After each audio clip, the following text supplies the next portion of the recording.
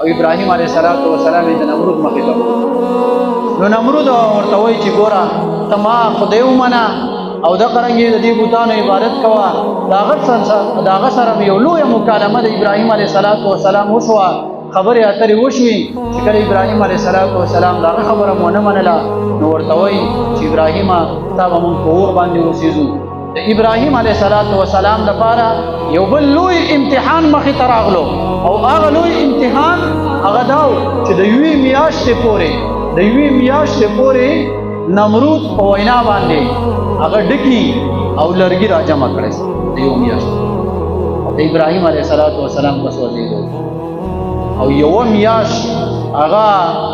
لرګي را جمع کړی او بیا هغه اور بل شو 2 ورځې یا 10 ورځې دا اور بل شو چې خصمې غرغنډې شروع کړي او تر دې پورې چې بره په اور باندې د پاسه مرغۍ زیم سوځي دومره ګرم اور شو ابراهیم علیه السلام اوس وراچ چاله چل نه ورکړو چې دا به څنګه وراچ سړی د حزن نومې دی دا دغه نه راغلی دی د پاریس نه د ایران نه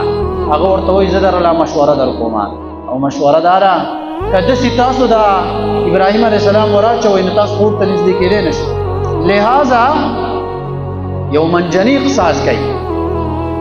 او یو تال ساز کوي او دا ابراهیم علیه السلام پکې کېنوئ د لرې نه وله ټالۍ ورکړئ دا به دې مین او هغه طریقه باندې عمل وشو ابراهیم علیه السلام د اور مین ته لاړو چې کله لاړو الله پاک اور ته فرمایي قلنا یا نار کوني بردا وسلاما علی ابراهیم عبدالله ابن عباس سے فرمایي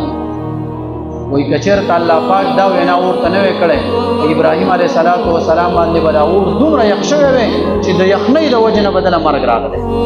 خو الله پاک فرمایي بردن یخشق وسلاما سلامتیا والا یخشا